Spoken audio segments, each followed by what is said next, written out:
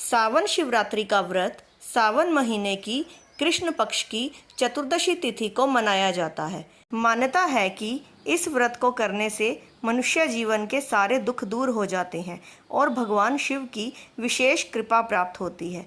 इस दिन भगवान शिव की विधि विधान पूजा करने के बाद श्रावण शिवरात्रि की व्रत कथा जरूर पढ़नी चाहिए। कहा जाता है कि इस दिन भगवान शिव की व्रत कथा का पाठ करने से व्यक्ति के सभी कष्ट दूर हो जाते हैं। कथा सुनने से पहले अगर आपने हमारे इस धर्म ज्ञान चैनल को सब्सक्राइब नहीं किया है तो प्लीज़ सब्सक्राइब कर लीजिए। आइए जानते हैं सावन शिवरात्रि की व्रत कथा के बारे में। पौराणिक मान्यताओं के अनुसार एक बार चित्रभानु नामक शिकारी जानवरों का शिकार करके जंगल में अपना घर चलाता था। शिकारी पर साहूकार का कर्ज था जो वह नहीं चुका सका।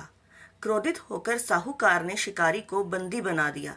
वह शिवरात्रि का दिन था जब साहूकार ने उसे बंदी बनाया था। शिकारी कारावास में शिवजी के धार्मिक प्रवचन सुनता रहा।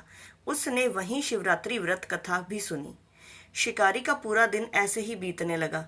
शाम को साहूकार ने चित्रभानु को कर्ज चुकाने के लिए एक दिन का समय दिया और उसे छोड़ दिया।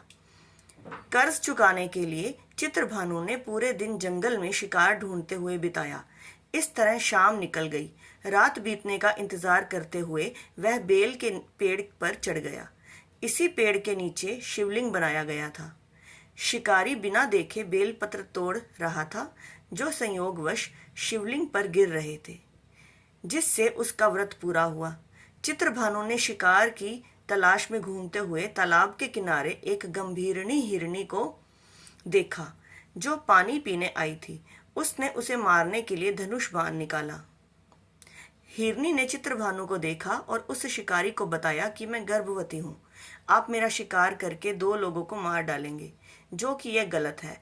तब हिरनी ने शिकारी से वादा किया कि जब उसका बच्चा इस दुनिया में आ जाएगा तो वह खुद आ जाएगी। वह इसके बाद उसका शिकार कर सकता है, लेकिन मुझे अभी जाने दो। शिकारी ने हिरनी की बात को मान लिया और उसे जाने दिया। इसके बाद पेड़ पर चढ़ने के दौरान कुछ और बेलपत्र शिवलिंग पर गिर गए। ऐसे ही चित्रभानु ने अनजाने में ही शिव की पहली पहर की पूजा की। कुछ देर बाद शिकारी ने एक और हिरनी को देखा। शिकारी को उसे देखकर बहुत खुशी हुई और शिकार करने को तैयार हो गया। हिरनी ने कहा कि वह अपने प्रेमी को ढूंढ रही है। मैं एक उत्सुक वीर हिरनी हूँ। मैं अपने पति से मिलते ही आऊंगी। रात का अंतिम पहर बीत चुका था। इस बार भी चित्रभानु से बेलपत्र के पत्ते टूट गए और शिवलिंग पर गिर गए। इससे भी उसके पहर की पूजा हो गई। शिकारी ने पूरी रात इंतजार करने के बाद सुबह एक हिरण को देखा। उसने ठान लिया कि वह उसका शिकार अवश्य करेगा। शिकारी ने अपनी प्रत्यंचा चढ़ाई। तभी उस हिरण ने कहा कि अगर वह 3 हिरनियों और उनके बच्चों का शिकार कर चुका होता तो उसका भी शिकार कर ले, ताकि उसे उनके वियोग में दुखी नहीं होना पड़ता। लेकिन उसे भी छोड़ दो। अगर जीवन दान दिया है, वह आ जाएगा जब वह उन सभी से मिल ले। शिकारी ने उस हिरण को रात भर की घटना बताई। तब उस हिरण ने कहा कि वह 3 हिरनियां उसकी पत्नी है। शिकारी को हिरण ने बताया कि जिस प्रकार 3 हिरनियां यहाँ से गईं और अगर उनकी मृत्यु हो जाती है तो वो धर्म का पालन नहीं कर पाएंगी। हिरण ने शिकारी से कहा कि जिस तरह उसने विश्वास कर हिरनियों को जाने दिया, उसी तरह से उसे भी जाने दे। वह जल्दी ही पूरे परिवार के साथ शिकारी के सामने आ जाएगा। पूरी घटना के द्वारा शिकारी ने जाने अनजाने में ही सही व्रत, रात्रि जागरण और शिवलिंग पर बेल पत्र चढ़ने से उसके हृदय को शांति मिली और उसने धनुष छोड़कर हिरण को छोड़ दिया। थोड़ी देर में एक मृग शिकारी के सामने आ गया, लेकिन जंगली पशुओं का प्रेम देखकर शिकारी को बहुत ग्लानि हुई। उसने अपने कठोर हृदय को जीव हिंसा से हमेशा के लिए अलग कर दिया और मृग परिवार को छोड़ दिया।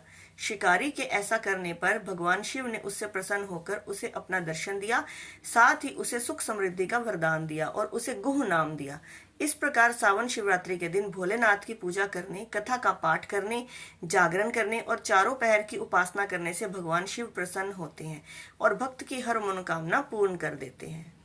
जय शिव शंकर, जय महाकाल, जय भोलेनाथ, हर हर महादेव।